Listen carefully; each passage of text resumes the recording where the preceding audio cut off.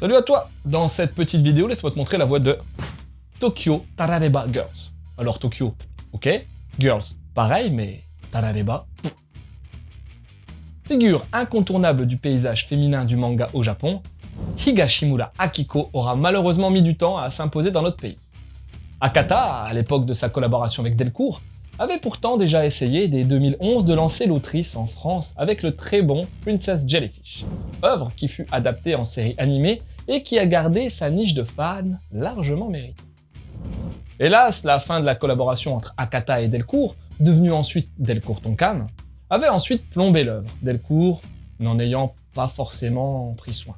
Quasiment 4 ans d'attente entre la sortie du tome 15 en octobre 2015 et celle simultanée de 2 opus en juillet 2019. Heureusement, fin 2018, un autre éditeur, le Lézard Noir, nous a fait l'excellente surprise de lancer dans nos contrées le passionnant récit historique Le Tigre des Neiges, œuvre qui n'a pas manqué d'empocher le 2e tournoi Seinen 2018 de Manga News, ainsi qu'un fauve au FIBD d'Angoulême, signant enfin une meilleure reconnaissance de cette grande artiste en France. Et en cette période de rentrée, l'actualité française autour de Higashimura est plus belle que jamais. Toujours grâce au duo Akata-Lézard Noir qui, en prime, ont la très chouette idée de se faire de la pub mutuelle pour les œuvres de mangaka. Ça fait vraiment plaisir à voir. Ainsi, tandis qu'Akata a lancé il y a peu l'excellent titre autobiographique Trait pour Trait, le Lézard Noir nous amène le premier tome de Tokyo Tarareba Girls. Tokyo Tarareba Girls, c'est tout simplement l'un des mangas cultes de l'autrice dans son pays d'origine. Dessiné de 2014 à 2017 pour le magazine Kiss de Kodansha, le magazine de Princess Jellyfish, Perfect World, Nodame Cantabile, sous le nom Tokyo Tarareba Musume, ce titre, bouclé en 9 volumes, a aussi fait du bruit hors du Japon en remportant en 2019 aux USA l'Eisner Award dans la catégorie Best US Edition of International Material Asia, entre autres choses. La série fut adaptée en 2017 en drama dans son pays, et elle a connu plusieurs dérivés manga, toujours dessinés par Higashimura.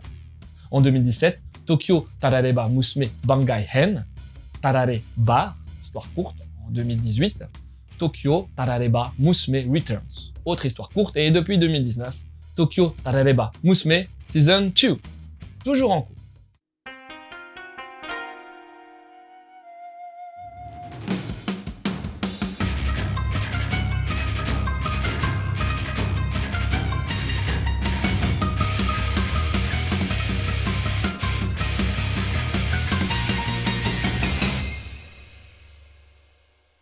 Nous voici en 2014, l'année où Higashimura a commencé à dessiner ce manga. Tandis que l'organisation des Jeux Olympiques vient tout juste d'être donnée à Tokyo, la dénommée Rinko vaque à ses habituelles occupations. Quand elle n'effectue pas son travail de scénariste freelance de web-série depuis son bureau d'un immeuble vintage d'Otomesando, un quartier chic de la capitale dont l'avenue principale est même surnommée les Champs-Élysées de Tokyo, elle fait les 400 coups avec ses 2 fidèles amis du lycée, Kaori, qui tient un salon de manucure, et Koyuki, fille unique d'un patron de bar. Toutes 3, trentenaires et célibataires, elles se murgent volontiers, tout en se gavant de laitance de morue ou de foie, et en parlant de leur quotidien. Pendant l'une de ces soirées, suite au retour en force d'un ancien prétendant de Rinko qu'elle trouvait ringard il y a 10 ans, mais qu'elle commence à trouver classe aujourd'hui, la conversation des 3 femmes tourne plus que jamais autour du mariage, une chose qu'elles ont négligée ou rejetée pendant des années, mais auquel elles commencent à penser, se disant qu'il faut qu'elles soient casées d'ici les JO de 2020, avant d'avoir 40 ans. Mais n'est-il pas trop tard pour elles? Entre des jolies jeunettes qui arrivent avec une plus grosse fraîcheur qu'elles, une grosse désillusion risquant d'abattre Rinko et surtout la présence dans leur bar fétiche d'un client régulier qui leur envoie leurs 4 vérités à la figure parce qu'elles parlent trop fort comme des vieilles commères à base de yaka faucon, les 3 amies, si longtemps indépendantes, risquent fort de se confronter au fait qu'elles ont laissé passer leur chance. Il va donc falloir sérieusement se réveiller si elles ne veulent pas finir leur vie toutes seules.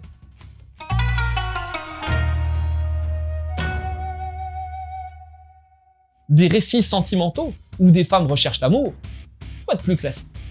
En effet. Mais pas avec Higashimura Akiko, ça non. Car en nous plongeant dans le quotidien de 3 trentenaires loin d'être parfaites, la mangaka nous offre un portrait de la chose bien moins idéale, et bien plus réaliste, si tant est que l'on accepte le cadre un peu luxueux, avec ce quartier d'Otomesando, ses bijoux et fringues de luxe, qui parlera pas forcément à tout le monde, même s'il se prête très bien au récit. D'autant qu'Higashimura a régulièrement un fort goût pour la mode dans ses récits. Rinko, Kaori et Koyuki ont leur charme, ça oui, mais leurs exigences élevées. Rinko avait envoyé bouler le très gentil et sincère Hayasaka 10 ans avant, car elle le trouvait ringard et chiant. Leur travail, leur désintérêt pour le mariage et leur conviction pendant des années qu'elles ont encore le temps devant elles font que le temps en question est bien passé et qu'à 33 ans, elles se complaisent dans leurs joyeuses soirées alcoolisées sans rien de plus. De ce fait, essentiellement à travers les différentes désillusions de Rinko dans ce premier tome, la mangaka nous immisce dans une difficile prise de conscience de ces femmes comme un état des lieux de leur vie jusqu'à présent. Le tout se fait sur un ton résolument moderne, que ce soit pour le cadre ou pour ce que les trois Miss véhiculent, jusque dans leurs petites imperfections ou dans leurs activités, comme tout un chacun peut en avoir. Faut les voir s'emporter dans leurs soirées alcoolisées, se crisper face aux mignonnes petites jeunettes, au look parfois trop spécial pour elles. Mais c'est aussi la preuve que l'époque évolue et qu'elles sont peut-être déjà dépassées. Mais aussi prendre conscience qu'elles sont plus des jeunes filles, qu'à force de repousser certaines choses ou de les prendre de haut, de loin, elles sont passées à côté. Autant de remises en question crédibles dans lesquelles un paquet de trentenaires célibataires, et pas uniquement des femmes, pourraient éventuellement se reconnaître, et qui paraissent d'autant plus vraies que l'autrice, comme elle l'explique dans sa postface, s'est beaucoup inspirée d'anecdotes obtenues auprès de ses amis célibataires. Seule petite ombre éventuelle au tableau, le fait que Kei soit, comme par hasard, un jeune mannequin hyper beau gosse.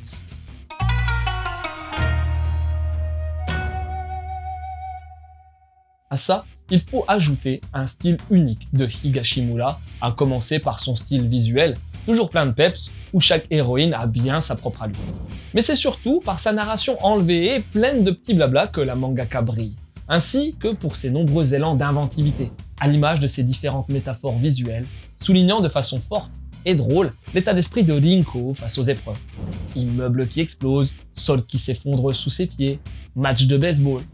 La mention spéciale reviendra aux deux confidents intérieurs de Rinko, Yaka, Iniyaka, la laitance de foie de morue, et Faucon, Faucon, le foie qui parle, le genre de petit délire, qui nous rappelle un peu l'adorable méduse, Clara, de Princess Jellyfish. Soulignons aussi la très chouette postface de la mangaka. Higashimura est une artiste habituée à ne pas vraiment avoir sa langue dans sa poche, et c'est tant mieux. Ici, en plus de parler des influences de son entourage, elle évoque volontiers sa propre expérience du mariage et sa vision de la chose qui en découle. Enfin, tout ceci est servi dans une édition largement à la hauteur et qui doit vraiment beaucoup à la traduction de Miyako Slocombe, traductrice habituée aux œuvres de Higashimura, puisqu'elle s'occupe aussi de Tigre des Neiges et de Trait pour Trait. Celle-ci livre une copie très vive et enlevée, avec un langage bien naturel et fleuri quand il faut, et un lot de bonnes petites inspirations. Yaka Faucon en tête, totalement dans le ton de la mangaka. Si elle n'est pas en lice au prochain prix Konichi de la traduction, ce serait vraiment étonnant. À part ça, le Lézard Noir livre son habituel grand format, souple, avec une bonne qualité de papier et d'impression, et un lettrage soigné. Au bout du compte, Tokyo Tarareba Girls débarque dans notre langue en n'ayant pas volé sa réputation. Higashimura Akiko livre le début d'un portrait de trentenaire célibataire capable d'être aussi drôle qu'inventif, un peu excessif ou réaliste, qui nous promet le meilleur pour la suite.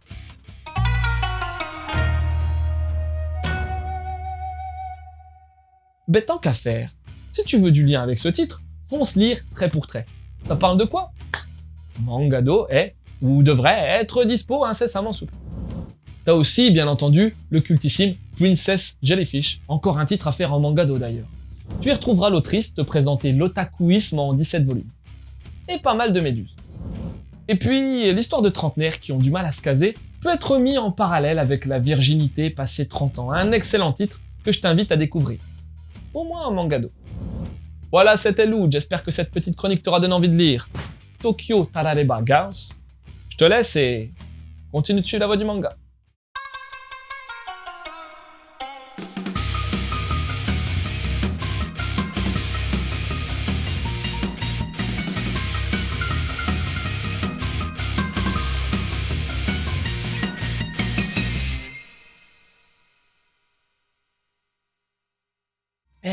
j'ai trouvé ce que ça voulait dire, tarareba.